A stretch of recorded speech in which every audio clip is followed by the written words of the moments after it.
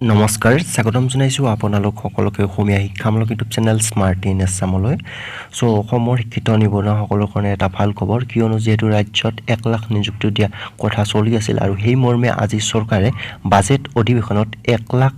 পদৰ তালিকা প্ৰকাশ কৰিছে। কোনটো বিভাগত কিমান পদ আছে আৰু নতুন পদৰ সৈতে পূৰণ কৰিবলগীয়া কি পদৰ সংখ্যা সকলোবিলাক ইয়াত ইনক্লুড কৰিছে।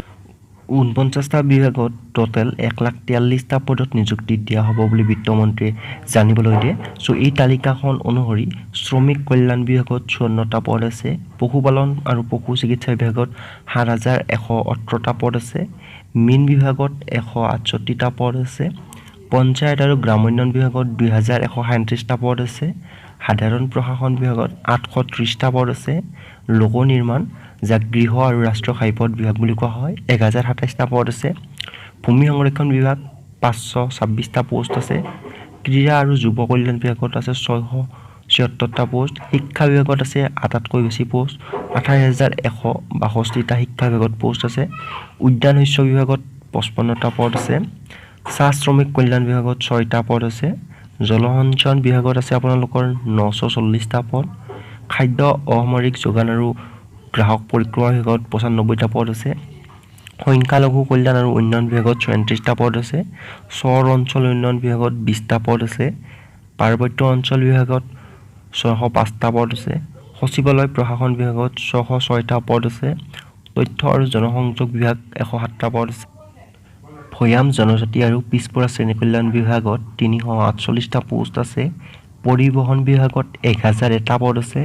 বন আৰু পৰিৱেশ বিভাগত 1,379টা পদ আছে, আবকাৰী বিভাগত 453টা পদ আছে, কৃষি বিভাগত আপোনালোকৰ পদ আছে 687টা,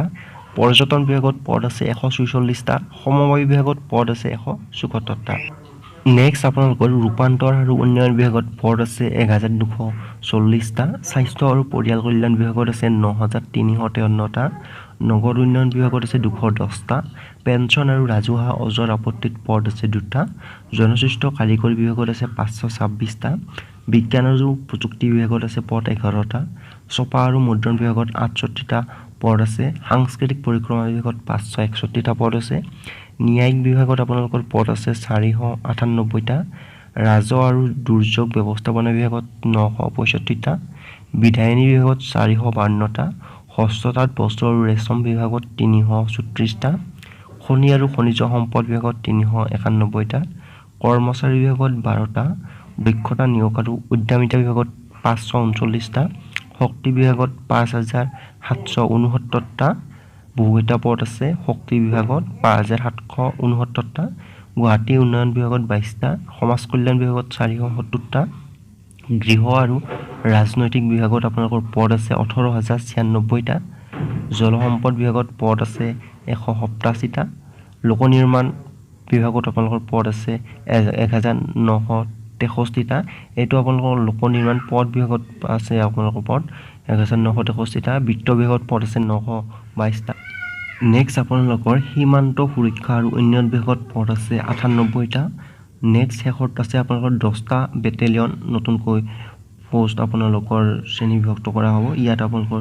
10,000টা পদ থাকিব। এনেদৰে আপোনালোকৰ 49টা বিভাগত টোটেল 1,43টা পদত নিযুক্তি দিয়া হ'ব বুলি অজন্তা বাইদেৱে আজি বাজেটত জানিবলৈ দিয়ে আৰু তেখেতে উল্লেখ কৰে যে ইয়াৰে কিছু পদ সাল সলনি হ'ব পাৰে যদিও এই প্ৰায়ভাগ পদত আপোনালোকক নিযুক্তি দিয়া হ'ব আৰু আপোনালোকে নিশ্চিন্ত থাকক। 1 লাখতকৈ এটা হ'লেও পদত আপোনালোকক বেছিকৈ নিযুক্তি দিয়া হ'ব, কিয়নো আমাৰ হিমন্ত বিশ্ব শৰ্মা ছাৰে বাৰে বাৰে কৈ আছে 1 লাখতকৈ অধিক পদত নিযুক্তি দিয়া হ'ব।